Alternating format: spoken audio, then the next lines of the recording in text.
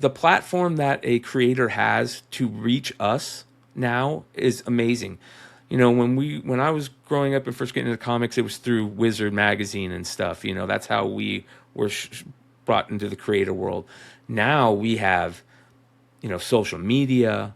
We have this, you know, content creation, long form content creation, and it kind of like brings us closer to the creator than ever before.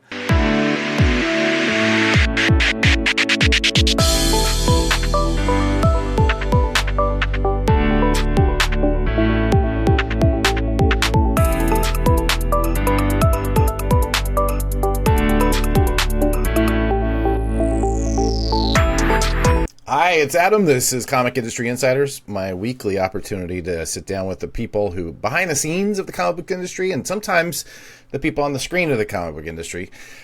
We get to know them, get to know what they've learned, and what you can bring to your business or career in comics.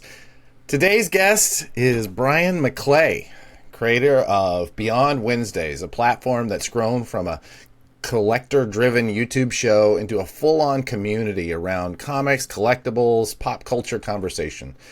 Bryan brings a grounded, market-aware perspective to the hobby, blending nostalgia, data, and real-world experience as both a collector and a creator. We're going to get into what Beyond Wednesdays is, how it grew, and what we can learn from the audience that he has built. And he doesn't know it yet, but I'm going to dig a little bit, scratch a little bit at the past, the secret origins of one Bryan McClay. Bryan, how you doing, buddy? Good, brother. We were joking before you hit record that this is the third time's a charm. I've jumped in early on two days. It was funny. I was telling a good friend and former interview here at your show, Big Clutch, Sean Kirk. Oh yeah. And I was telling him the other day, I was like, man, Adam's just got to think I'm just a nut, because 3 times I've jumped in thinking my show was, you know, and I'm early. I take that as a compliment. It says you're excited about having this conversation. I think it's wonderful. Yeah, it happens. It happens, dude. I mean, you know, you do this, though, like 3 times a week. Every week we do. I do at least 4 live shows that usually last anywhere from an hour to 3+ hours. We do one live show. It runs about an hour every Tuesday afternoon. And I swear I come down off of that thing like I'm high and like I got to go take a nap. Yeah. Like, I don't know how you do it 3 times a week. It's incredible. It's become routine, man. I think that's the number one thing when it comes to content creation is consistency. It is the number one thing. You could think your show is not good or not quote unquote, you know, professional or this and that. As long as you're doing it on a consistent basis, you will build. That's the best way to build a following or a community or a fan base. So I'd love to get into details about Beyond Wednesday and what it is. But before we do, I want to get a little. I know that you have a secret life that is not that 18 hours or plus a week that you're on YouTube talking about comics, or on the internet talking about comics. Won't say YouTube. Let me see if I got this right. I'm pulling this directly from your LinkedIn. Innovative and technically skilled professional with over 15 years of hands-on experience in aerospace, defense, and space industries, specializing in advanced vibration, shock, and thermal testing of flight and mission-critical hardware for both government and commercial programs. Not a run-on sentence. That is a lot of information to describe what you do. Yeah. What is it? You're an engineer. Yeah. I started Beyond Wednesdays after leaving my full-time job of defense and space engineering work. I ran an engineering test lab for a major defense contractor. Basically, environmental testing, which is recreating launch. Everything that goes into space, you have to make sure that it can withstand a launch on a rocket to get there for the most Right. part. Up until recently, there's ideas on different ways to get it up there now, but up until recently, you have to get through a pretty violent process to get to space. And that stuff is so expensive and one-offs that you got to make sure it can get through that to do its job. And I learned how to do that from the ground up, starting just as a technician working in a lab to running a lab for one of the biggest contractors in the country. And I love it. It's my hobby, and one of the things that I love the most is comic books. But Right. I love space. I love innovation. I love the weird stuff. Yeah. That's what I love. And I was lucky enough to do it in a major level for 15 years. That's incredible, man. Yeah. But that's not your day job now? Do you not know? So I am full time into comics right now. Oh, awesome. I took the leap. I did. I took the leap. I said, if I'm going to really take a shot at this, this is what I'm doing. And I'll be honest, that world has really changed from when I really loved it, the defense in space, in the engineering world, in space. It's changed a lot. And corporate America, as I get older, it's tougher and tougher to be in that world, Yeah. And Tell me about it. I started my own company so that I wouldn't have to. Exactly. Yeah, That's yeah, it, Adam. yeah, Like I yeah. wanted to, I loved it, but something changed, and Yeah. I didn't love it anymore because of the red tape and all the stuff that you. In order to really do your job and get your job done in that world, you have to jump through so many hoops and deal with so much stuff that just got tiring, and it wasn't fun anymore. So I said, okay, I'm going to try this. And if this doesn't work, I can always fall back on that. It's something that Yeah. I still love. I still follow. I still have friends in the industry, and but this is what I want to do now. And so I took that leap, and That's so incredible. far it's worked pretty well. 3 years I've been doing this now, and I'm loving it, man. Every bit of it.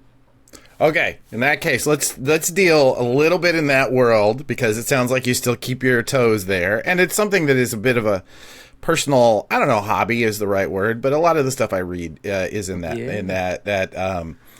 that world. Okay, if you had to guess, is humanity more likely to begin asteroid farming, colonizing the moon, or colonizing Mars? Asteroid farming. Why? Because humans might not have to be involved. We can do it without humans being involved. We can do it with robots. We can do it with satellites. One of my jobs that I worked on was a program that sent a satellite to a body flying around in space. Okay, we'll just say that. Okay. It to find out if they could do it and take samples of what that body is, okay? And that is the one of the keys that they are looking into, is to be able to farm that stuff, because it's so mineral rich, and there's certain minerals and things that we can't get, the level on Earth that we can get out there. Yeah. So definitely farming asteroids and stuff, that's and humans aren't involved. That's the important part, right? Right. Also, you mentioned how difficult it is to get things out of our gravity well, right? Anything that we mine up there stays up there. It doesn't have to go up, right? It can just be, mined up there and then built into something else, right? Oh yeah. So, Yeah. Like I said, lately I've been reading Daniel Suarez's new novel, which is the second part of his the one that started with Delta V. I can't remember the newest one that I'm reading, but it is just about that. Like these people who build a company around mining asteroids, and it's so good. I hope I live long enough to see it. I think you will. I think Yeah. you will. And I think space and what's going on out there, and our part in it is so amazing. And I could talk to you for days about it. I'm one of those guys who also kind of dabbles in the weird stuff. I grew up a Coast to Coast AM fan with George Oh yeah. Norrie and Art Bell, and Oh that's yeah. kind of what seeded, I think, a lot of my love for space. And I was one of those guys. We used to have they would bring in astronauts all the time that worked for the company, that were like liaisons to help bring in other business. They would hire these former astronauts, and they would be on the plant site all the time. And I was the guy that always asked them, hey, did you ever see anything weird out there? Did you get any And stories? oh yeah, oh yeah. A lot of them. Most of them said, "No, I never saw anything." I probably talked to seven or eight astronauts that actually spent a lot of time in space. But there was a couple that said, I've seen some things that I had to ask myself, did I see that? Nothing like up close and personal, anything crazy, but lights and things that they shouldn't be seeing, and objects, small objects, especially to space weird events, which is very interesting. But most of them told me the weirdest events that they saw were from two guys who were test pilots, in that before they were astronauts, they were test pilots, and they said that's where they had seen weird stuff here on our planet, flying around with them, which is very interesting if you're following, the Senate hearings that have been going on lately on UAPs and stuff like that. So I think in our lifetime, we are going to hear and see and know some things that are going to just probably change humanity in a major way. Ooh, I love that. I love the sound of that. Okay, well then you have had a lot of background, I obviously in defense and in tech and in talking to these people. One of the things that that we do now, because we work with a lot of cybersecurity folk because of our work with Black Hills and Recca, one of my favorite things to do is ask them, what's the thing that scares you? Mm-hmm. Right? Because they all have something. They all know, China's going to shut off our water, or something along those lines. Mm-hmm. So what is it? What is it that scares you? AI. AI. Yeah. All right, tell me about that. It is powerful, so powerful, and I think that's going to have the biggest, say they come out and they say that aliens are real, or there's other things out there other than humans that we know, and that's crazy, and that can change. Obviously, is going to change humanity, but I think the effect that AI could have on us could be even crazier. The change in people's jobs, how humans work, is one of the most fascinating parts of that, and what's going to happen in the future to how we do live our day-to-day lives has already been affected in such a short period. Mm-hmm. And then every single aspect of our lives are, let's just talk about, comics in the world of comics. Sure, it's absolutely game-changing in our world. And I think that the effect that AI is going to have on us, not only in what it can do for us positively, in the medical world, stuff like that, but then also on how it's going to affect us negatively, right, is very scary to me. And we talk about that a lot on the channel. That's a big part of our world right now. It's very scary. We should come back to that, but I do want to use this opportunity to get into the channel itself, right? Let's talk about give me a rundown of what shows you're running right now, and what is their focus? Who are your co-hosts? What does that look like? Yeah. So I do 4 shows a week. I do a Tuesday night show, which is an industry-based show with 3 grizzled old retailers, and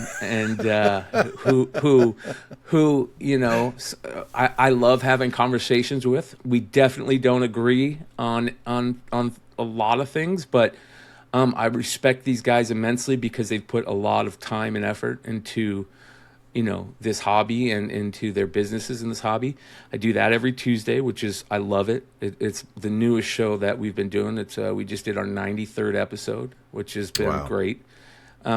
Wednesday nights, I do probably my favorite show on the channel, which is a collector based, new comic book day show.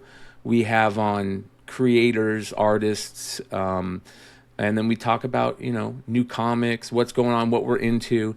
And I do that with, some really good friends who I've been doing this a long time with. Big Clutch, Sean Kirkham, Sean Leggett, Big Leg. My good friend, Red Hood Joe. We have a good time, and, it's a great show. And then every Friday I do a top 10 show with my good friend, Ben Steiniger, House of Stein, where we go over the top 10 books selling in the secondary market every week, which is what got me into content creation in the comic world.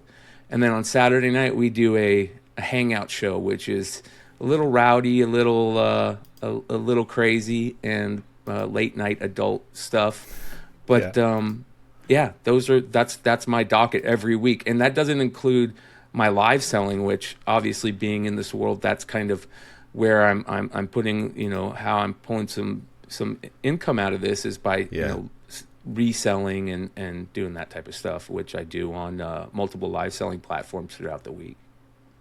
I have questions about each one of those. So if you don't mind, let's start with the top 10. I'm really interested in data. We're putting together a magazine, and one of the things we're doing is a price guide inside of that magazine. We're working out those details now.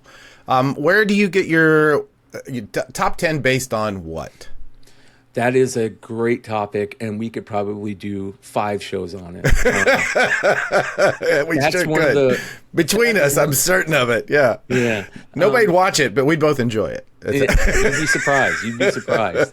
I think we all grew up, and I'm glad you brought up the magazine, which I think is fascinating, and I'm so glad you're doing it. We all grew up on Wizard, Yeah. Like that is what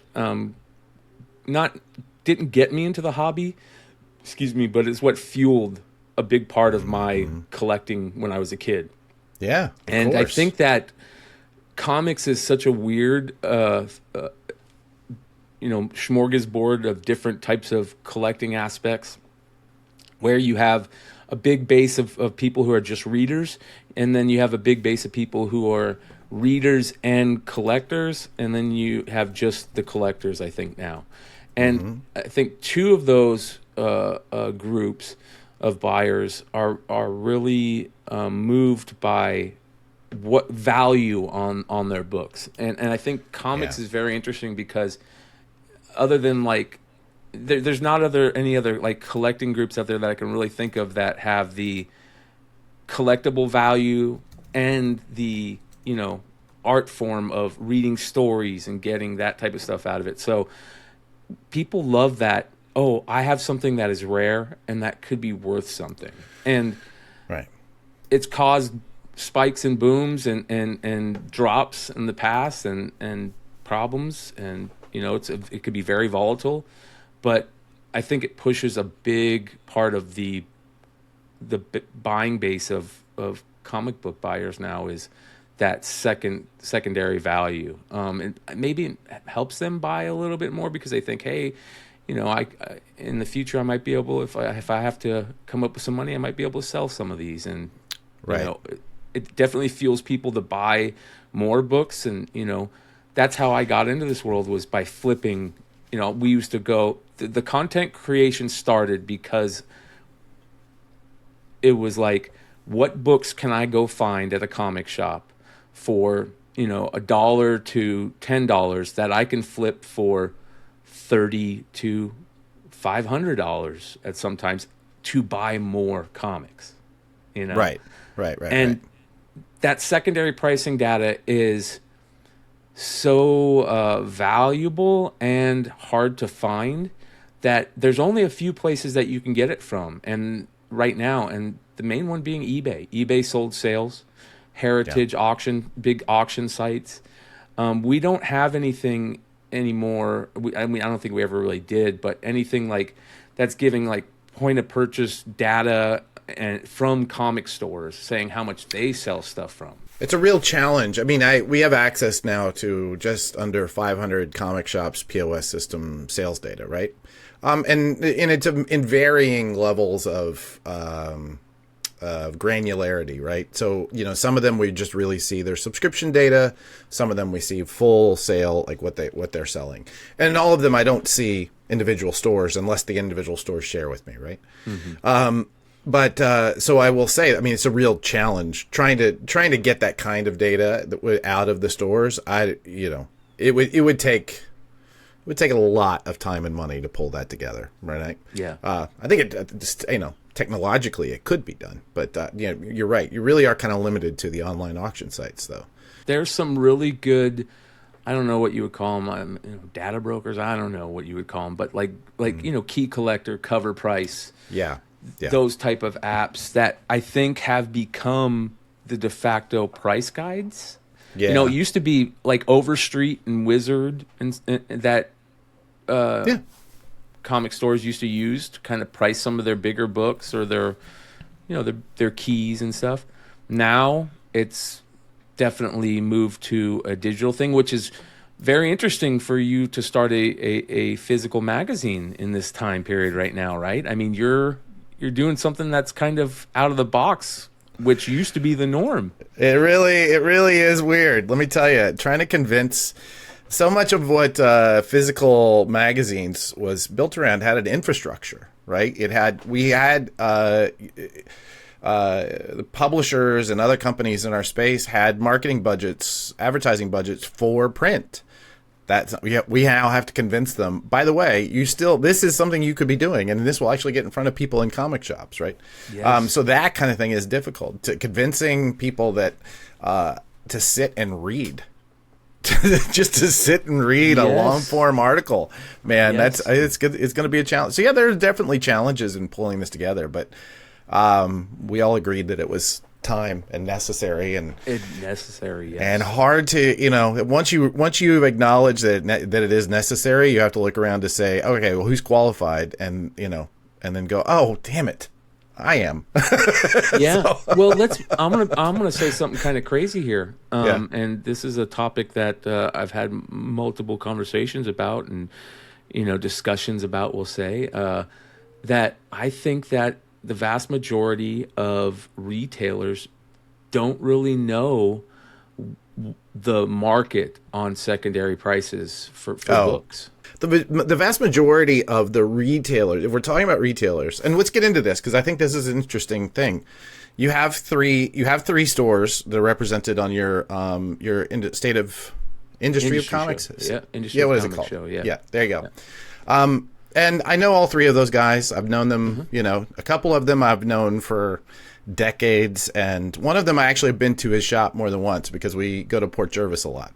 Yeah. So I kind of know that these guys really have a real overlap of how they see the industry, but they don't really see the industry beyond that overlap. You got right? It. Yeah. Right. So they have a very specific view of that kind of secondary market. In fact, I always struggle a little bit with, let's talk about them specifically. Like Dennis and Jesse both talk about the fact that they don't buy new comics anymore. They don't, no. To my mind, that really kind of makes them more dealers than it does retailers, right? It's fascinating, and it's one of the craziest things that I think to see how the market's changed. You see that there are a lot of retailers now that don't deal, and I think the reason for that is because the retailers' platform has changed, and you have more online retailers now, online-only retailers, that aren't doing any brick-and-mortar shops, which is very interesting because, the three guys that I do the show with, so for those of you guys that don't know, Dennis Barger, Wonderworld Comics, Jesse Criscione, Jesse James Comics, and Emmett Garnham, who does Haven for Heroes Comics. And they're both they're all three brick-and-mortar shops, two of which have been doing it for like 30 plus years and have, ways in their head they're doing it. But I think all three of them are especially Jesse and Emmett, are very progressive in how they do things, different. They aren't doing things through the norm. And Jesse, years ago, was my LCS. That was where I went every Wednesday to get my books. And Excellent. He decided to not source new comics anymore and just back issues. And to be honest, it had a real effect on my buying. I quit buying new issues at that point. Yeah. On physical new issues. I moved to digital at that point. Right. And I still collect old issues and buy old back issues, but I wasn't doing a weekly pull box anymore. And I think that you're correct in that they've changed the whole aspect of how brick and mortar shops are selling books, are buying books. Everything has changed, I think, in the last 10 years. It's such a drastic change that you have a lot of these old school retailers that they aren't even getting new books anymore. I think Jesse jumped back just recently because he opened a new shop in DeLand, Florida, and he's, I think, back into sourcing good. new books, which is great. Yeah. Yeah. And of course Emmett does. But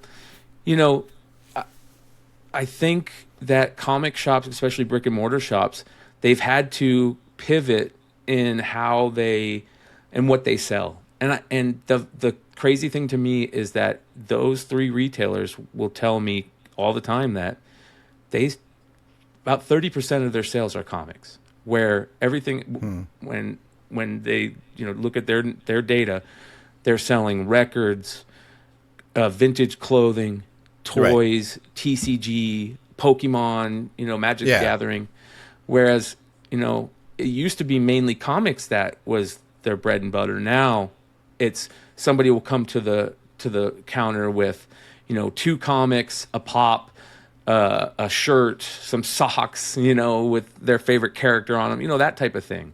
And a lot of brick and mortar comic shops are kind of pivoting into what Dennis likes to call the hippie record store model, or what Jesse calls like the new, like, kind of collectible boutique, whatever you want to call it. That's what it's turned into.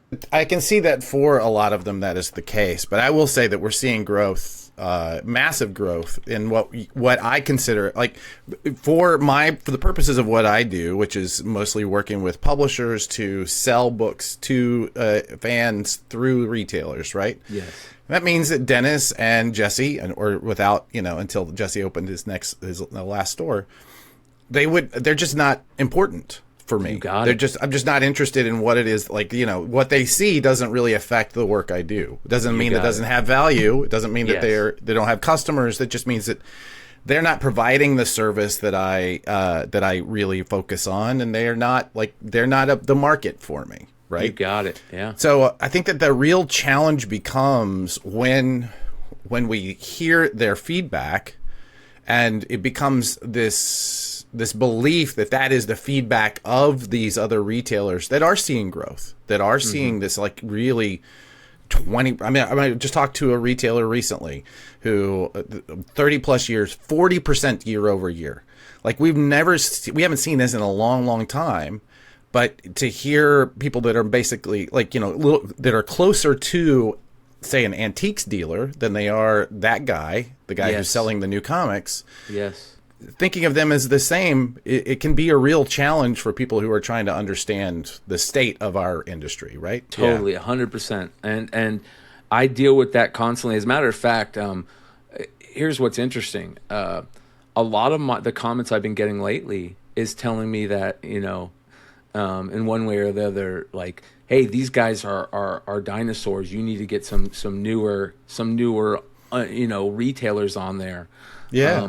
And when they say something like that, it's very interesting because most of them are talking about the whole new online retailer only world, which is growing faster than I can even imagine right now. Oh, yeah. And I think that's the barrier for entry in what we think of as retail is dropped so dramatically. Yes. I'm with you. I think in many ways we need to understand and encourage that growth, because especially where they are maybe closer to that sort of a traditional retailer, where they're building a community of people who are, reading new product, showing up, you can build services around them, those sorts of, even when they're online only, I think that needs to be encouraged. And it's very interesting because you brought up point of sale purchases and being able to see that in the stores that I think that is one of the craziest things that come me coming from a collector, and kind of peeling back the curtain and seeing, the industry was very eye opening. I mean, like, I bet. Adam, I thought I knew comics. I thought that, like, I was like, when I first started the industry show, or first started Beyond Wednesdays, I remember telling, these, Jesse and Dennis, and like, no, I know comics. Like, you can't tell me comics. Like, I know comics. I've been collecting comics for, 30 years. I know what I'm talking about. I knew nothing. I knew nothing. It was so eye-opening to see, how things really work and how things are in the industry. Yeah. That, scary and interesting at the same time. But, Yeah. The way things work in the industry, I never thought would have been the case. And Sure. the fact that there is no data or way to get data from across the board on print runs, orders versus print runs, orders versus actual sales, what things are really selling. One of the biggest eye openers was the fact that, in my mind, as a content creator and keeping an eye on what I think people are buying, seeing the rise of somebody like Mark Spears, and then talking to retailers and a lot of these retailers go, I don't know who Mark Spears is. Yeah. And it's like, how is this possible? Mark Spears is on my list of things I wanted to talk to you about, because he's fascinating. It's so incredibly fascinating, this artist, and how he has built this juggernaut, just in seemingly not doing. I mean, he's not. I'm not saying there's nothing special about him, but like, how did this happen? Like, what is it about Mark Spears that made this happen? Yeah, all right, I don't want to lose the thread here about POS, because I do think it is one of those things that we, I've spent so much time and money and effort trying to work with these companies to understand what those challenges are. And it's funny that I think the two ideas that we have so far are kind of overlapping, which is that the reason that we don't have that data, that POS data, is because all of these retailers are so independently minded. And even if you give them all the same system to use, they all use it differently. And so there's no way to get like an apples to apples comparison on anything, because it's so difficult to get them all to speak the same language as far as the data goes. You're 100%, We'll get there someday. I feel confident that we're going to find a way, but man, it's going to be a slog, and who knows? Maybe nobody will care by the time we finally figure it out. well, I think, I don't know. In my mind, like, the closest that we had to really getting that information would have been through like just the distribution, groups like Diamond and stuff like that. Now with Diamond gone, and you have these three new distribution groups that are, which do things differently, each one of them. Yeah. That's another interesting thing. Like, nothing is smooth in the comic industry. No. It's either, it's gonna happen, and then right before it's supposed to happen, something falls apart, or, like, there's always something that happens in the world of the comic book industry that blows me away. So. There is no question about that. And actually, that is a great segue into my next topic I wanted to talk to about the industry show that you do. Mm-hmm. Can you tell the story about how your show changed the Diamond goes bankrupt? There is now over the 2025, we have seen this story develop. Your show was a major pivot point for that conversation. Can you tell our audience that story? Yeah. So we're keying in on the whole Diamond bankruptcy. It's fascinating. It's a big, part of our content. And we hear about this new dog in the fight, Alliance Entertainment Group. Mm-hmm. And Bruce Ogilvie, one of the chairmen over there,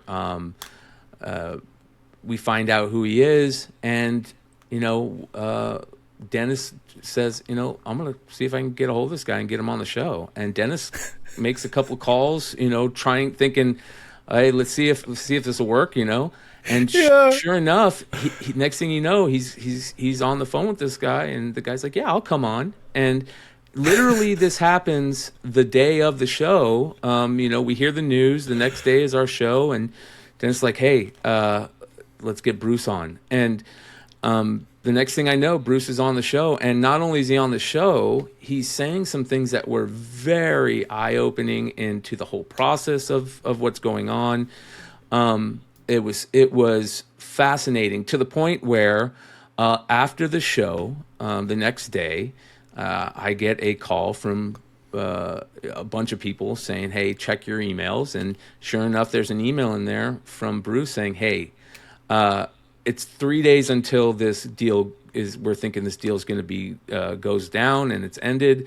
And my lawyers are a little worried with some of the things I might have said on the show last night. Do you mind taking the show down?" And I said, "Well, Bruce, I don't mind doing that. I'll do that. But if it's easier, maybe just tell me the things that you said that you don't want in there, and I could take them out." And he basically just said, "Hey, man, I don't have the time to go through and tell you what it is. Do you mind just taking it down for now? And then 3 days later, when the deal is finalized, which we believe it will, you can put it back up." And we all know what happened. And it just turned into this craziness. But that's basically how it happened. And it was unbelievable, that hour-long interview, to see, what Alliance Entertainment was, how the process worked to, for them to get involved. And just when I think of shit shows, I think of the Diamond bankruptcy, now. Like, that's what pops in my head. Yeah. At one point, I think Alliance Entertainment, AENT, was kind of like, "Oh man, what a shitstorm this has become, this and that." But I think they've come out of this as like the ones that, thank God this happened and the way it happened, because they dodged a major bullet, in my opinion. Seriously, and none of the things that I thought they were getting were they going to get, right? And they have increased. They've also added staff that that allows them access to the value they wanted from Diamond, right? And they had no interest. That was the thing that I got so much from your show, was he just did no interest in the idea of selling comics. No, I think there's that business model of just acquiring, other businesses and using what you can, discarding what you can't, type of deal. And I think you're 100% right on the money, where they got what they wanted out of this without having to buy Diamond. Yeah, which is, if at the end of the day, if there is a winner. Well, I mean, we'll see. I think Universal is going to come out of this pretty strong. But A&T, weirdly, is the big winner of the grand prize so far. And it was fascinating because, listen, the collectibles industry is a juggernaut right now. I mean, the money that's coming into the collectibles industry, and how quickly it's happened, you see some real big money jumping into the game now. And I think Alliance kind of was dabbling in that with the Funko Pop world and the toy action figure world and the big box collectible world, NECA, stuff like that, that they said, "Hey, let's utilize this to get back in more, and we'll take those employees and learn from them," and kind of type deal. And they got everything they wanted. They got some of the employees that they wanted. They've got some of the thought process on how this world works without the BS. And I don't know how often that happens, but I don't either. yeah. So. Yeah, it has been fascinating, and I loved that it was your show that was just such a pivot point in that whole thing, because their deal fell apart because of that show. Yeah, seemingly, the funny thing is, again, more hindsight 2020, is we kind of said when we were asked to take it down, like, "Oh my God, is our show going to kill an $80 million deal? Like, is that is not something to brag about." No. But Yeah, but But it did. it did, and it was a good thing. It was a good Yeah. thing, Yeah. that it did for them. I don't know, for the comic industry, which is a bummer. Yeah, no, I think in the end of the day, my instinct is that it was still better for the comics industry to have players that are interested, right? You Yes, want stakeholders that are vested in getting totally. comics to comic shops in the way the path that they need it, right? I mean that's Yes, really at the end of the day what this should be. So anyway, yeah, yeah, yeah. I'm hopeful. I feel, I mean, honestly, we're putting together a big prediction show for the year, and I'm finding myself incredibly hopeful for next year. Like I feel like all the pieces are coming into place, you know? I hope so. I think that over the last, I would say, 6 months, I think overall over the last 2 years, other than the diamond craziness, comics has been really Yeah. fun. And I think Yeah. over the last year to 6 months, there is this excitement that is back in comics that hasn't been there Yeah. for there's been an absence, and there's new ideas and there's new things happening in the world of comics that is has made it more exciting. I'm having more fun with comics than I've had in a long time right now. Which says a So lot. I mean, the fact that you stuck with it for as long as you did, and yeah, you're right, yeah, that's saying a lot. All right, well, this actually feels like a good spot to talk about Mark Spears. yeah. So how do you explain this phenomenon to somebody who is, maybe they dabble, they understand how kind of comics works. How do you explain the phenomenon of Mark Spears to them? First things first, nostalgia. I think nostalgia is. I call nostalgia the most dangerous drug in the world. Like it is. True. It is. It will make you do things. It'll make you open your pocketbook sooner. And Yeah. spend money, and it'll make you do things that you never thought you did. But there's that thing that happens when nostalgia hits, that we get flooded with this like dopamine, this thought of times when Yeah. responsibility wasn't as important, and it was what cereal you were going to eat that Saturday morning and what cartoon you were going to watch. You know what I mean? Yeah. Like when 100%. nothing mattered in the world but that. Yeah. And that pushes a lot. And I think Mark came out with his IP, his brand, in this world of nostalgia, and that just hit at the right time.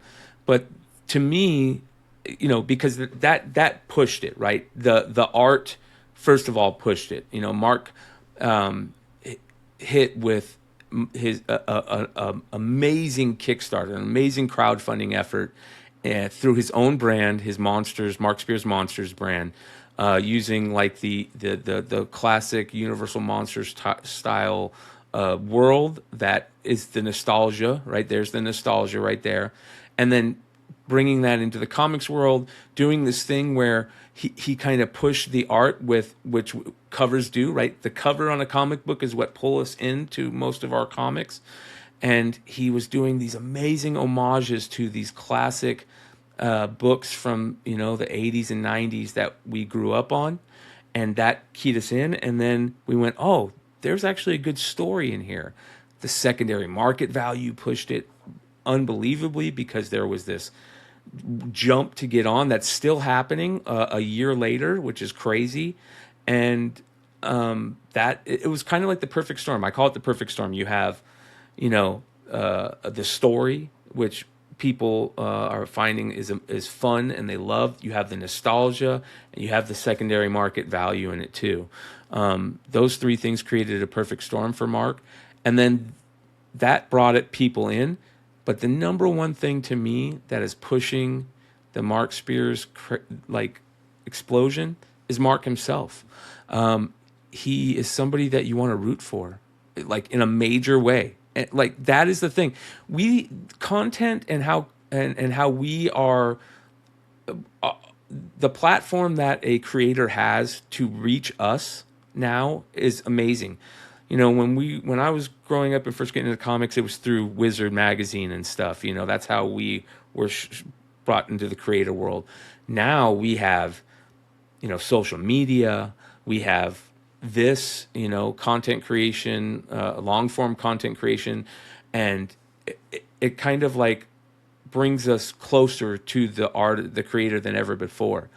And Mark is just a nice guy, and he's a guy that's been trying to break into comics for 30 years. You know, Mark was he was a store owner. He started out as a store owner. He owned a comic book store early on. Okay. And ran a comic book store for years, trying to break into the industry.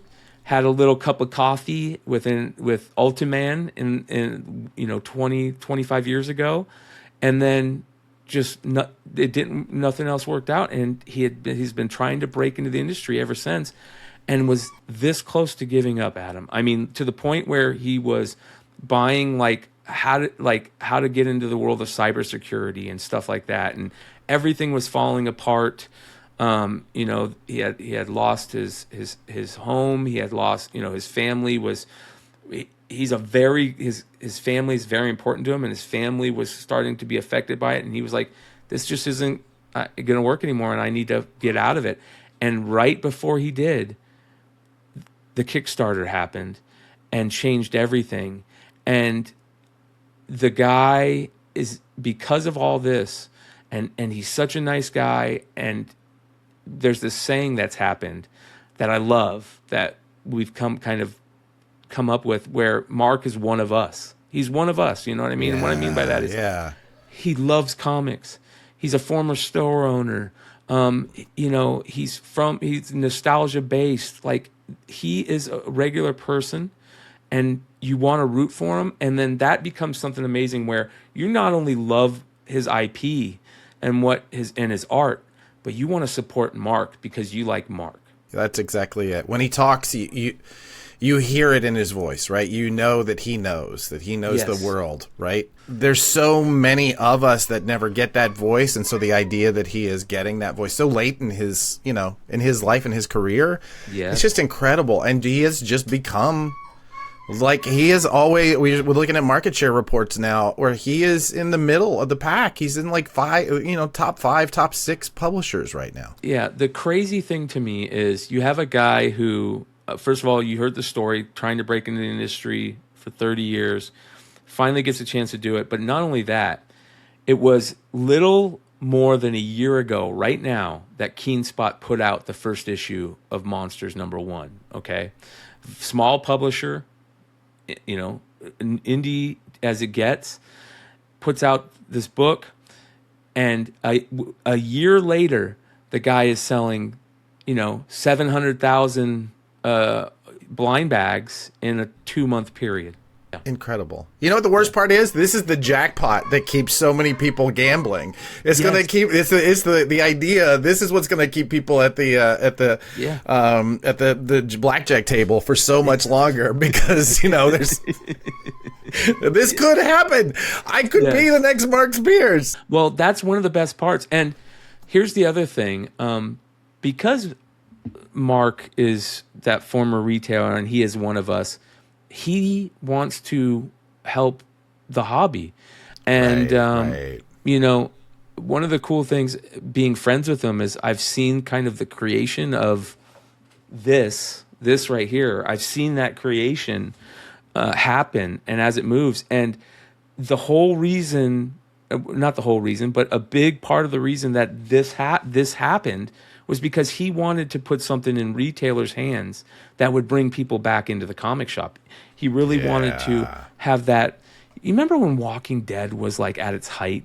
Of course, yeah. You would go in on Wednesday when Walking Dead would be released, and you would see your peers, your friends at the comic book shop that were waiting for other friends to show up to talk about the issue that came out that day. That like, hey, it's Wednesday, Walking Dead is out, let's go to the comic shop and sit there for 3 hours, shoot the shit about how amazing this issue was.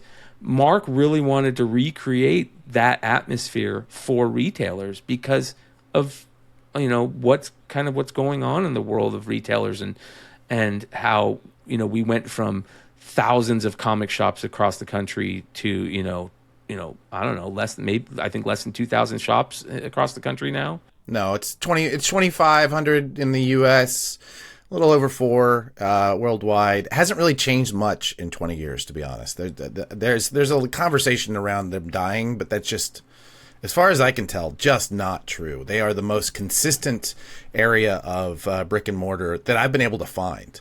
Right? They don't. No other brick and mortar really performs like comic shops do. But I think it goes to what you're talking about, which is it's the only spot for those of us who go to comic shops, it's the only spot in our lives where we have a timed cultural moment. Yes. Right? That's not sports. Right? Yes. You watch the same football game, you're going to be talking about that game because it happened in real time. Yes. For rest of entertainment, it's whenever we're going to absorb it. We may or may not wait. We might wait until it streams. We may not go to the movie theater, right? We don't watch the TV on Thursday nights at 8:00 anymore. We just watch it whenever it comes up. Yes. It is that moment of this is the media that we consume at the same time.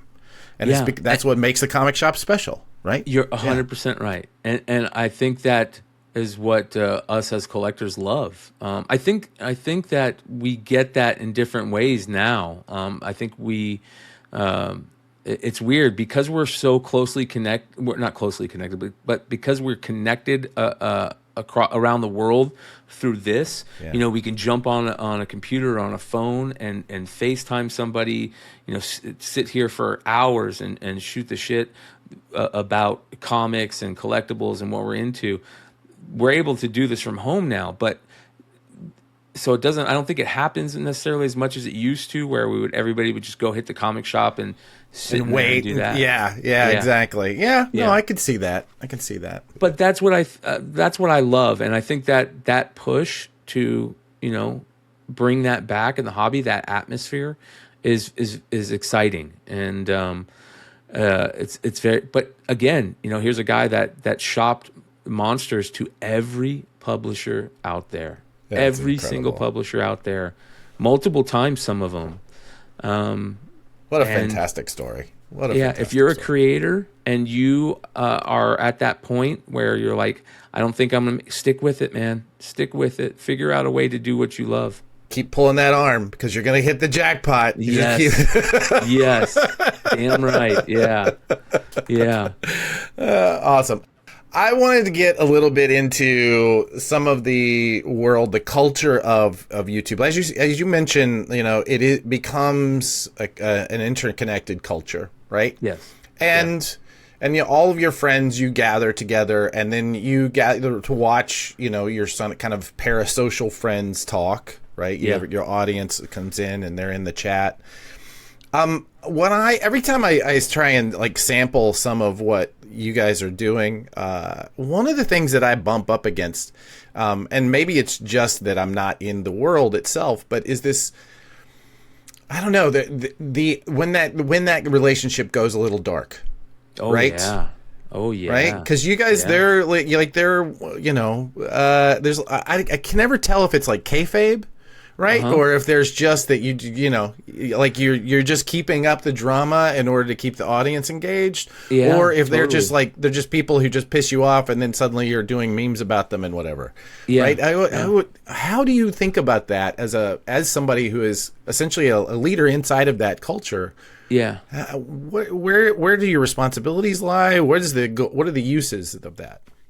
Great question. Okay, first of all, we have to talk about the history of content creation, and it lives in a world of drama. Okay, the biggest some of the biggest viewed stuff on YouTube and these content platforms is this kind of like community drama, spilling the tea, world. And it's always kind of been a little hostile and like parasocial, I guess the word, trolling and this weird atmosphere of I think where it comes from is, you don't know who I am and you don't know what I look like, and right. I could say whatever I want because of it, type deal. Right. So we got to remember that this world is very heavy in that to begin with, the content creation world, and humans, we love drama. It's just it's something that's true. In us. You can say you don't like it, but there's something about that drama. It pulls people in, you know. Yeah. So that I just want to say that to begin with, but it is a very fine line to walk, and you have to decide, what do you want from it. What do you want your brand? What do you want your world to be? You know, do you want to? It's hard to deal with sometimes because it's very negative. It can be very negative, and it can keep you in Yeah. this negative frame of mind. So I try to kind of like, it's funny because people think that I'm like very heavy in this world, but compared to a lot of other places on YouTube and stuff, I am tiny, a tiny, just dabble in it. And the Yeah. reason why is because I, it's funny as a content creator, you get sent stuff from people constantly. Like, hey, did you see this? Oh, this person is saying that about this. This person is saying that about this, and it's just constant. Okay, you're gonna Yeah. get that. And I said, you know what? I'm going to try and I'm just going to turn it into content. And I created a segment called the drama comic book drama alert, and I took that off of a longtime YouTube trope, which is a creator named Killer Keemstar who had a drama alert segment, and kind of just growing up on YouTube and that type of thing. And Yeah. I turned it into a segment. I said, I'm going to just create content out of it. And that way I can give people a little bit of what they want. Yep. And it doesn't have to be all of my content, right? It's just going to be one segment and one show a week. Here we're going to get into the drama part, the kind of bad part of this world. And it can be full of community drama if you let it. I try not to. I try not to make it all be about community drama.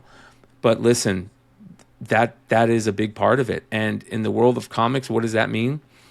That means, some of the shady stuff that goes on in comics. We talk a lot about theft. We talk a lot about AI and art aping and stuff like that, and accusations of from artists and creators, which is, kind of, you see that a lot in the world of Facebook and Twitter, and Sure. we report on a lot of that stuff. And I think that in my role, I'm very lucky because I'm not a full-time retailer. I don't run, a business that is full industry like you. I'm able to kind of skate on a different pond, and Right. get Right. away with reporting on this stuff. But I try to be fair about it. And what I do is I say, for the most part, if I'm talking about it, there's a seat at the table for you to come on and say, hey, this is what is going on. Perfect example. The AI aspect. Okay. There is this thing that's happening where a lot of artists are calling out other artists who are, utilizing shortcuts and stuff like that. And, if I bring up something like that, I usually have an artist in question, contact me and say, hey, this is what's really going on, and I'll give them a fair shake.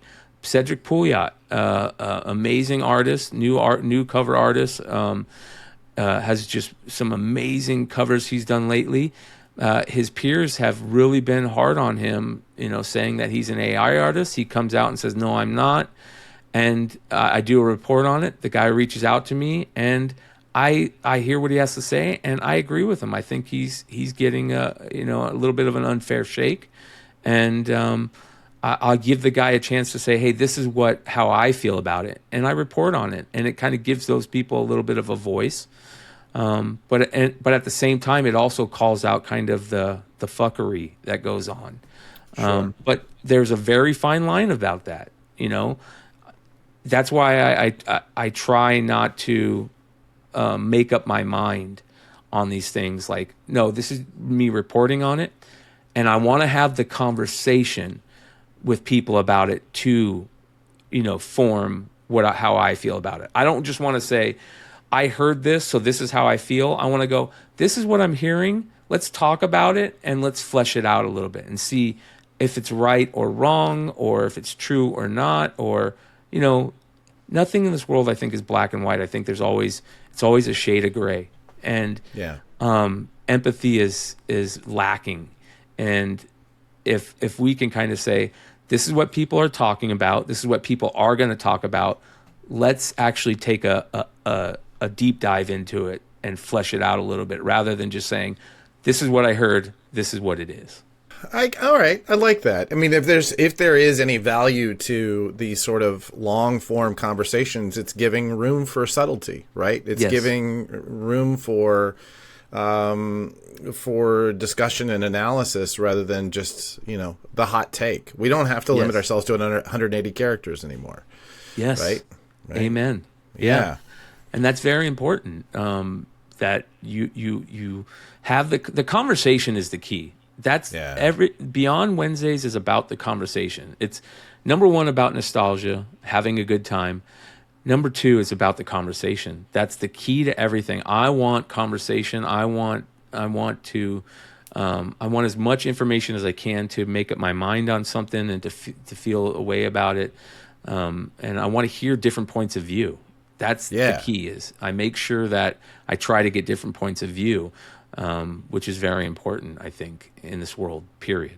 Yeah, 100%. I mean, that's just it. It needs to be, you need to have curiosity for how all this works, and then you have to be open to hearing new points of view and discussion about it.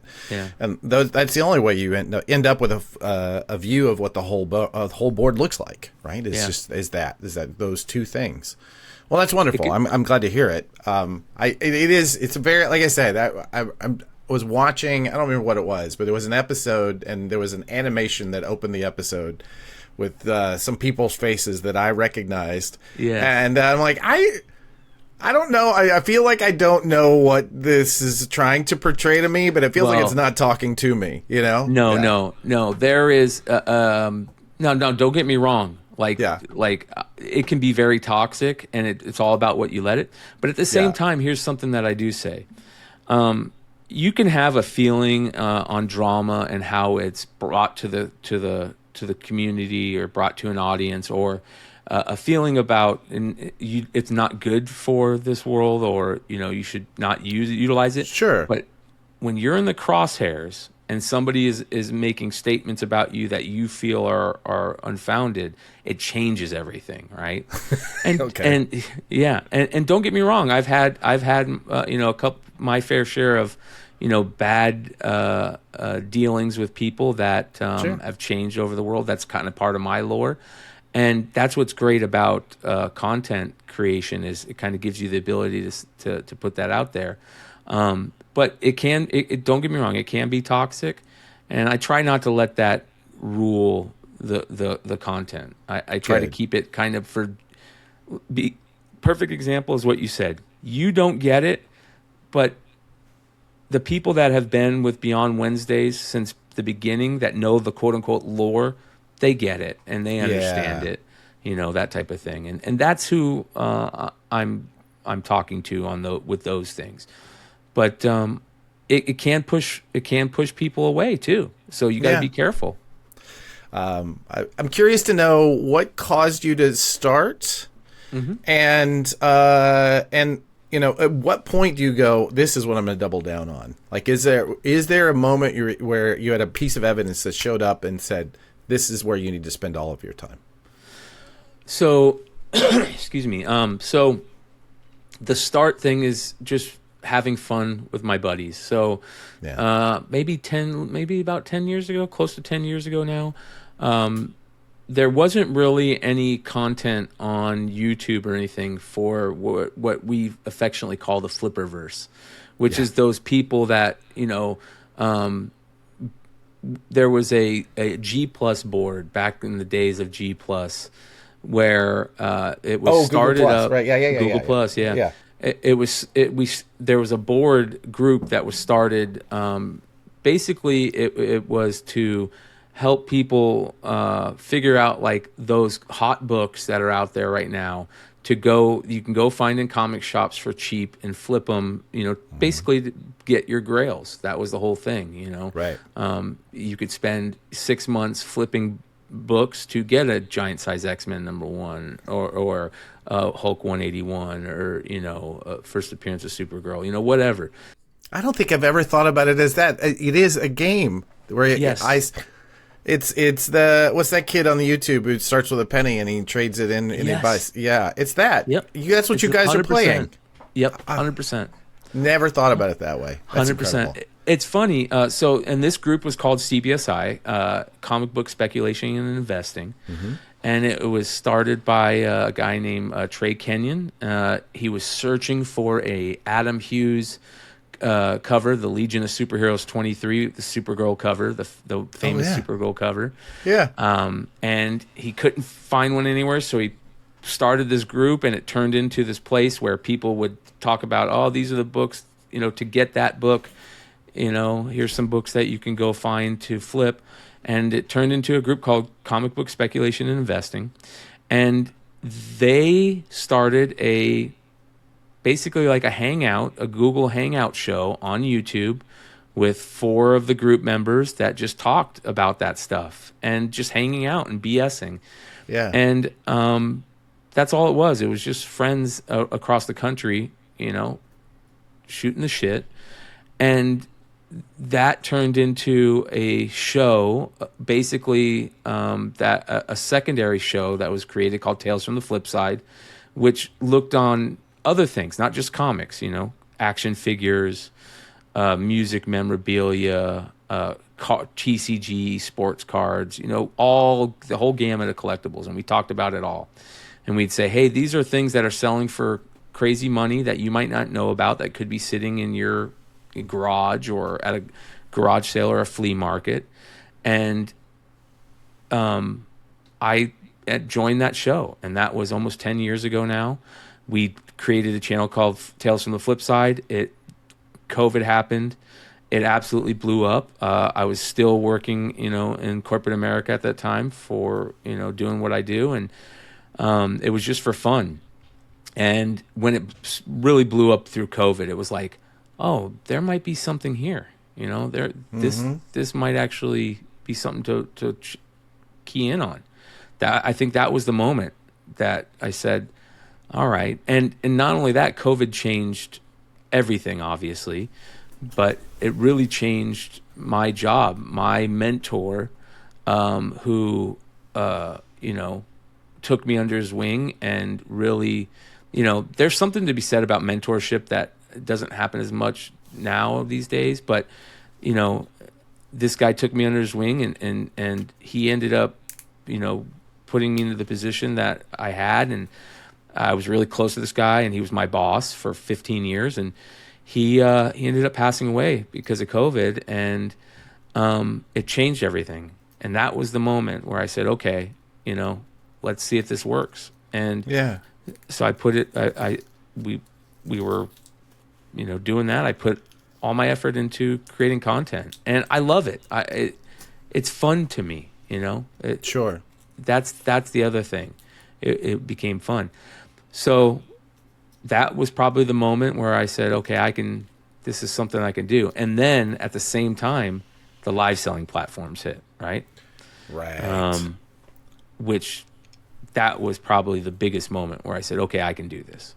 Your business now is this hybrid of content creation and the live selling. That's primarily where you are seeing your revenue. So let's talk about how that breaks down, because you are putting out, you're on YouTube, but you're putting out content on, I don't know, half a dozen platforms at this point. Yeah. Where is are you primarily a YouTube channel? How do Yes. you think about that right now? I look at it as YouTube as the primary thing, just because that's where I think my biggest audience is. And that I kind of use that to bring that audience to the other places. It's kind of like the avenue to get them to everything else, not just live sales from, but my stores, my friends' stores, other places. So yeah, YouTube is the main hub, which is kind of scary because YouTube is very volatile, and Yeah. things could change overnight with their multiple algorithms, and everything can be taken away from you like this. So you got to be careful. But yeah, YouTube is the main platform, for sure. And so, but the majority of your revenue comes from the live selling, Live sales, yeah. and those are what platforms? So I started up on Whatnot. When Whatnot first started, they hired a guy for their comics division, who I was good friends with, Jack DeMeo. We've interviewed Jack Bola. for the channel. Yeah, Yes, Jack, amazing I love Jack. a guy.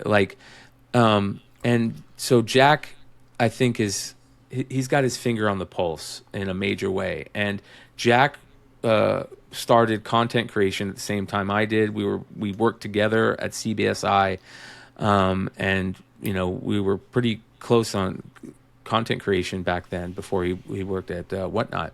And we used to always talk. Jack always wanted to actually work in the industry. He wanted that to be his full-time gig, and he ended up getting a job hired on at Whatnot to help with their comics division. And he came to all his content creation friends and said, "Hey, would you like to kind of try this out?" when they're in their beta. And so we jumped on. I was one of the very first Whatnot sellers. The platform was Wild Wild West at the time, but you could see that it had a major future. And so I started Whatnot when it first started. And then when eBay Live started, I jumped onto eBay Live. I got onboarded onto eBay Live. So the two main platforms that I'm on right now are eBay Live and Whatnot, just because it's easy. Yeah. So how are they different? How do you think about is there a difference in product you bring? Is there a difference in messaging? What do you do between the two? Yeah. They're pretty similar for the most part. They have their differences. Whatnot is, because it's got the time on its side. They've kind of went through their beta phase, and they've worked out a lot of the kinks, and it's very smooth platform. I think it's amazing. The biggest part about live selling platforms is the ease, right? Anybody can jump on a live selling platform and make money. It's unreal. If you're having a problem with making money right now, it's probably because you have a drive problem. Because and the reason why I say that is because of things like these live selling platforms. I can literally, all I need is a phone and a way transportation, and I could go to flea markets, garage sales, estate sales, comic shops, whatever, literally buy product, and as soon as I buy that, walk out to my car, prop those things up, and sell them for flip them if you're smart about it. Yeah. And that's fascinating. And Whatnot really made that easy. And I think when they jumped in and people saw that, it changed everything. And so many things are sold over live selling platforms, right now. It's unreal. And so Whatnot has kind of worked out all the kinks. It's very smooth, very easy to use, and it's great. eBay is new on the block. eBay Live's new on the block. It's very interesting because it feels like there's kind of like this you think eBay, this big, huge platform, all this money and power, or not power, but you know what I mean, like the ability to get things done. But they're going to have to go through their kinks now too and figure out that stuff. So that's about the only differences that I notice. But there is something interesting that happens on these live selling platforms, and that's how the market is different. And what I mean by that is you figure out there's certain things that you sell for certain platforms, and how you sell them. And what I mean by this is a lot of people get immediately turned off from these live selling platforms because they think they're going to go on there and they're going to be able to sell their things for all this money, and it doesn't sell. It sells for less than they thought. Well, that's because you have this eyes on thing, right? If I'm going to put a big book on the market, and what I mean by that is like, a big key, $1,000, $500,000 key. I'm going to make sure I put it on eBay proper, right? So there's more eyes on it. You've got a decent amount of time, 7 days for people to see it. And that's where you put big books, in my opinion, or big ticket items. Smaller ticket items that, my margin is better, really good on. I'm going to put it on these live selling platforms, and people are going to get deals on these things. But I know I'm still making a profit on it. So Yeah. I think that's the biggest thing about is knowing what you can sell and where's the best place to sell them.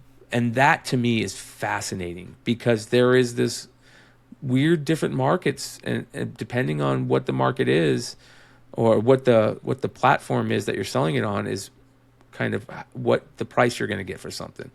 So that's very interesting to me. Yeah. So that's basically what I do is I source, collections. I go out and find stuff. I sell new stuff. I'll figure out ways to get inventory in, and I'll pick the best platform to sell them, whether it's on eBay proper, whether it's Heritage or Golden, which I've used before multiple times, or whether it's putting it on my own webpage or web store.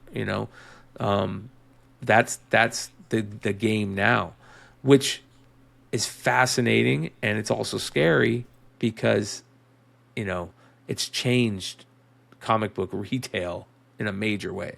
And it's going to keep changing, right? It's just that's just it. Is that no matter which aspect of our business you're watching, you almost just can't afford to stop watching it because it does not. The changes are a constant. No matter where you are. Thank you for that view inside of it. I'm fascinated by that, and I will tell you that there's Jack. When I interviewed him, had me all riled up, and I was going to start selling. You can see this pile of comps I have from different publishers I've worked with. I'm like, I'm going to do that. I haven't done that yet. I'm sure I've got a drive problem. That's what you. Well, I don't. I doubt it's a drive problem with you. I bet you it's a time problem with you. It really, truly is. And that's the thing. It's a time problem. Let's talk about some of the things that are scary about live selling platforms. Also, is you don't think about the shipping aspect. I think about it. I have a hard enough time shipping out the stuff like sending out some stuff for retailers. Yeah. Oh God! We do a bunch of crowdfunding work, and all the fulfillment on that. It's just that's the part that just completely shuts me down. If I have to tape a box, I just don't even want to do it anymore. You're 100% right. It is crazy, and you can get in over your head. So you have to realize that the fulfillment process is a big part of it. And people don't realize that, it can be a lot of work setting it up, getting ready. It isn't as easy as it looks, but it's easier than, a lot of people think, Yeah. Well, it's easier than working in corporate America is what I hear from you. You got it. Yes. Leaving aside for the live selling aspect, let's talk about content creation. What does the world look like in 2025 for somebody who is, say, beginning a YouTube channel or beginning to have that sort of trying to grow that audience? Yeah. What are the first things that they should be looking at today? Sound is important. I like to say that you could have the worst looking movie, visually, but the sound is good and people will watch the movie. If the sound is bad and you're gonna be pushed away. Yeah. So you could have the most amazing content, but your sound is really bad. It's gonna push people away. So I tell people spend a little bit of extra money on and get a decent mic, and make it so people can listen to it. We have this world of kind of podcasting, and people will just have an earbud in at their work and be listening to something, and that's a big part of how people watch and view and listen to my stuff. So I say make sure you invest in a decent mic. The next important thing is just stick with it. It can be it could feel there's this hurdle called monetization in the world of YouTube where you have to hit so many thousand watch hours and so many subscribers to get to monetization, and it can be a big hurdle for people that they spend years getting to be monetized.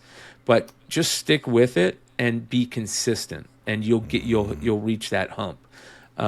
Pick a day to do your stuff. If you're going to choose to do live shows, pick a day to do it and a time, and try to do that every week on that day and time. And if you're going to do edited videos and put up edited video content, I think that's great too. And you can spread that out, and you don't have to be as consistent when you put that out. But there's also other rules you need to follow on that, and that's make sure you look at the YouTube algorithm and what the sweet spot is for the algorithm. And it changes, unfortunately, depending on what they do. But right now, the sweet spot for YouTube that is, short form content, edited and recorded, around 14 to 15 minutes is a sweet spot. And you'll hit that wave, you'll ride that algorithm wave, and that'll get you to monetization. And here's the crazy thing. Depending on the algorithm, it might be better just to stick with one or the other. I tell people right now that say, hey, I love your show and I love how you do these panels and the live panels and it looks so much fun. I want to do that. And I say, okay, well, what do you want out of it? Do you want to get just to hang out and have fun, or do you want to actually try and turn this into a money-making opportunity or business? If you just want to hang out and have fun, you can do whatever you want. Yeah, go for it. If you want to do a money-making business and try to grow something, a brand, live isn't the way to go right now. It's just not. And putting out edited, recorded content is more of the sweet spot. So that's one of the important things. But overall, what I tell people is, for the most part, you're not going to make money on YouTube. You're just not.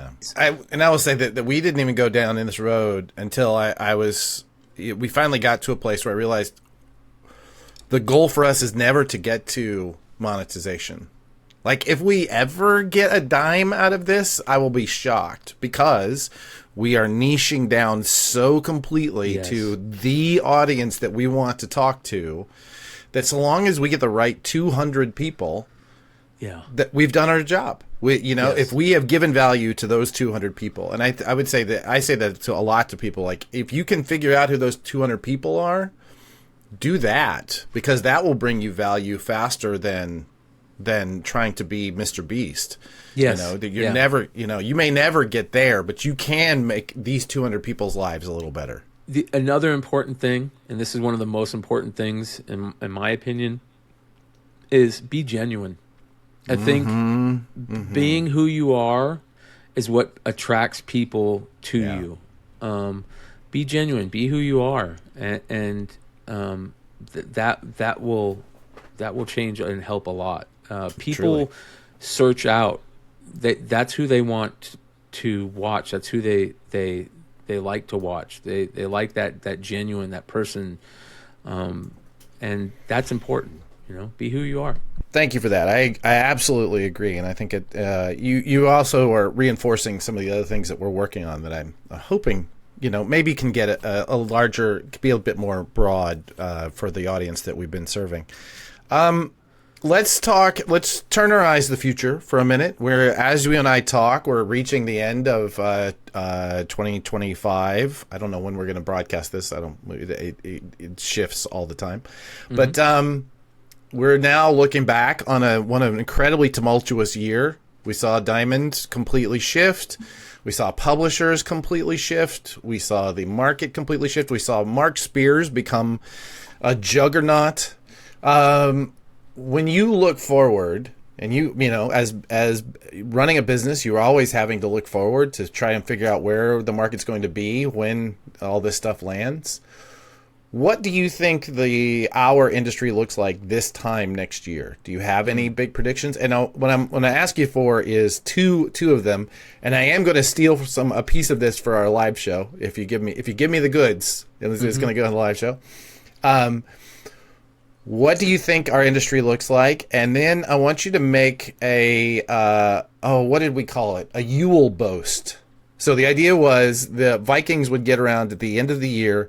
They would gather around the Yule log. It's burning. They're drinking mead and whatever else it is that they're doing to their bodies, and they make these huge boasts, these things that they're going to do. Right? I'm going to steal the eye of Odin. That kind of stuff. I want two things from you. One is, where do you think we're going to be at the end of 2025? And what is the biggest flag you can plant for Beyond Wednesdays for the Bryan McClay Industries for 2026? That I am excited for the future of comics. Very excited. And I think that's important because it's for over the last 10 years there's been this thing going on, and I think that there are a lot of things that can shape the future in comics. I think one of them is I hope that I feel there's this disconnect. I see a disconnect with especially publishers, big publishers, DC and Marvel. There's this disconnect with what they think that the comic community wants and what they're giving. And I think that it's changed a lot. And I hope that the comic world changes to view that audience in a different manner. And what I mean by that is, I think that we've gone from this world where it's print as much as you can and just print, as many issues as you can, as many copies as you can, get that stuff out there. And that's what you brag about. That's what you win on, But I think that's changing. I think that the collector especially is keeping a big eye on print run. And we're looking at something saying, if we're going to look at it as a collectible aspect, the print run is a big deal. And one of the big things in the comic world that I see is the retailer exclusive game has changed, okay, from being a game where the artist needed the retailer to get their stuff out to whereas now an artist can be a retailer and a creator, right? Sure. And that is a big part of it. So I think that retailers and creators need to figure out a better way to work together so that doesn't completely end. And I think retailers need to also see how to pivot in that, if that makes sense. Whereas maybe there's different ways to work with creators rather than in the past 5 years, past 30, 40 years where it was like, okay, a creator needs a retailer to get to its audience. It brings them in to do signings, to tell them about a book, this and that. That day is long gone. But in the last 10 years, what the relationship was a little bit about is, okay, I work with a creator to do exclusive covers for me. We do this retailer exclusive game and we make money. That's changed now to where a creator can do it all on his own. You look at people like J. Scott Campbell, Scotty Young, these creators have their own stores. And because they have their own web stores now, they can call themselves retailers and they can do their own retailer exclusives. And it's a very weird dynamic. But there's ways that you can work with the creators to keep that going, and I think that relationship has to play out in a better way. And a lot of creators are looking at that world and saying, okay, I want to do cool, small print run, really cool stuff. And so I think print run is very important to look at also. So I think that's a key. But obviously the big publishers can't do that, right? But Right. What they can do is I hope that they look at this is something I talk about, and again, it's from my world. It's not on the big stage, but from my world, and that's the variant game. I think the variant game has to be looked at a little bit different, and I think that hopefully publishers will start there's these weird things that are happening in the variant game where a lot of collectors are saying, okay, this is a cash grab, I don't like it, example. Virgin doing a trade dress as the A cover, and then the 1 in 50 or 1 in 100 is just a version of that. We're over that. We're over that. We don't want that. It feels like a cash grab now. Make the ratio variant. If you're going to keep the ratio variant game going, make that ratio variant the coolest cover of the bunch, right? And make that 1 in 50 the coolest cover of the bunch. Make that collectible, because what that does is it creates word of mouth on the secondary market, which helps people push the whole comic, right? And that word of mouth is so important. And I think that's one of the reasons why Mark Spears has become so big, is that word of mouth game. It feels more genuine.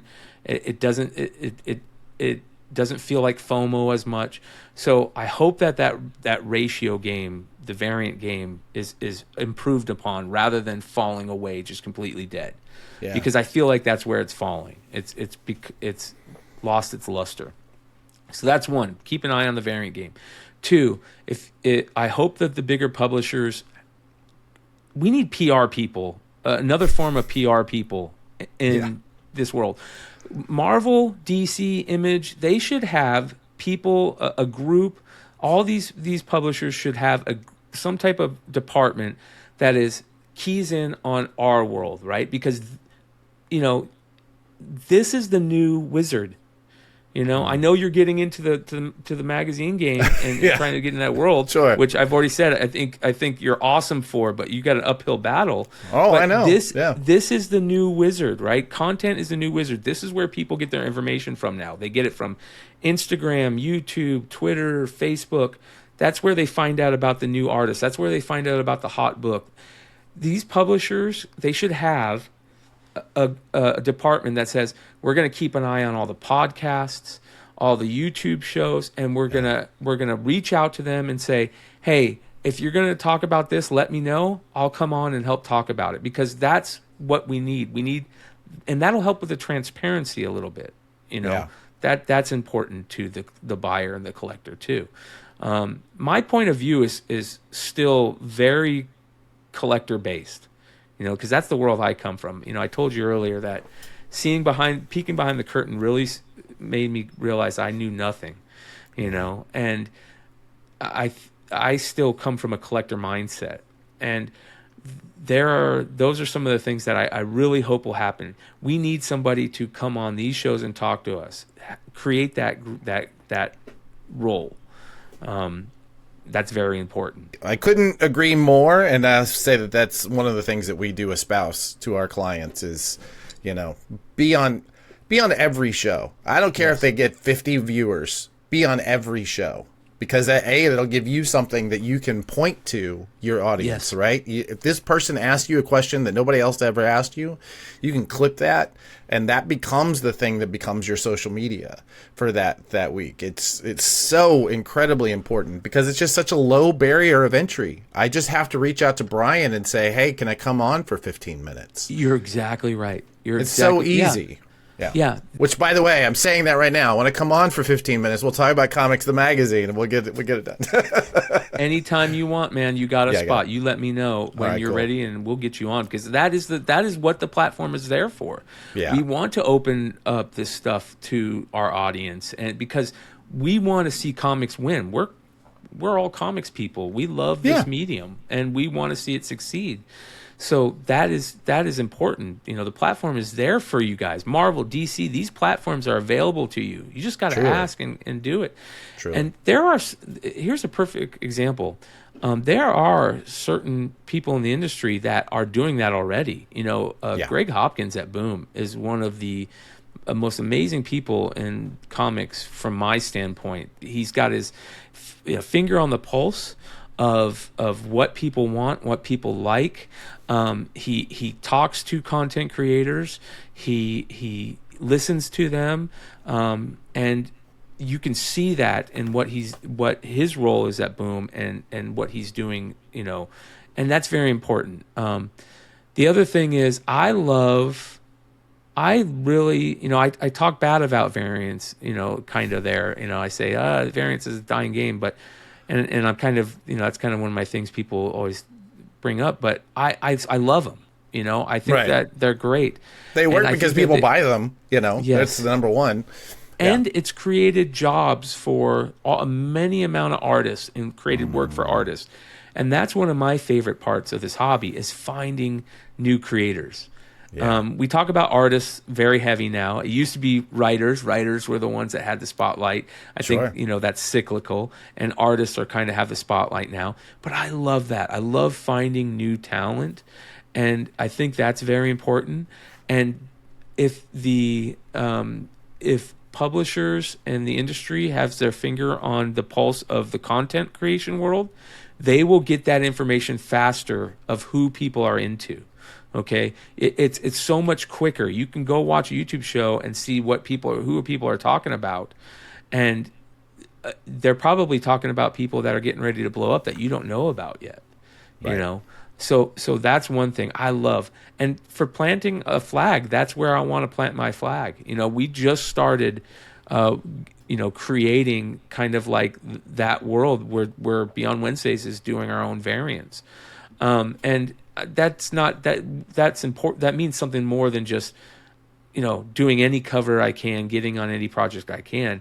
It's very curated to my audience and what I love and Yeah. what we love at Beyond Wednesdays. But I love being able to work with new artists and bringing these artists that we love to the world on our platform. So in 2026, that's something that I'm working on, is to kind of create this curated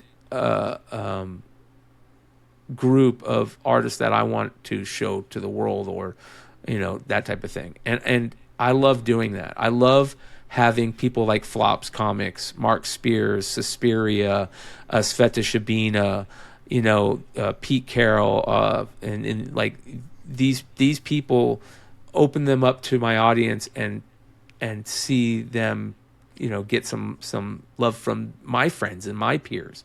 Yeah. That's important to me. And so that's what I'll be planting my flag and using my platform for in 2026 in a big way. Bryan, this has been fantastic. It's been a long time coming. I've been talking about having this conversation for, I don't know, as long as I've been doing this channel. So yeah. I think it's much even longer than. Yeah, you're right. I think in one of my in conceptualizing this particular channel, it was I wanted to talk to the people behind the scenes in the comics industry, but also talk to guys like you who are on the ground and looking at this very specific view of the audience. Yes. And I think that's incredibly valuable for all of us. So how do people find you? Where should they be looking? And do you have any big asks for our audience? Just come, hang out with us on the YouTube channel. We go live Tuesday, Wednesday, Friday, and Saturday nights. We're pretty regular, same bat time, same bat channel. Yeah. And Beyond Wednesdays. It's pretty easy to find on YouTube. And then if you like that, there's other avenues for you to take part in, and reach out. I think that's the other thing. With social media and the the world today, it's very easy to reach out to people. And I might not be the best at getting back and reading messages all the time, but we all struggle with that, my friend. Yeah. Reach out and let's figure out a way to collaborate. I think that, to me, that is one of the most important things, is collaborating and working with each other and trying to grow not only our individual platforms, but the hobby and the industry as a whole. That's important. Amen, brother. All right, my friend. Well, I'm looking forward to coming on and talking comics with you. So till the next time, keep up the good work. I'm so glad that you're out there doing that. And thank y'all. Thanks for saving comics once again. We're all in it together.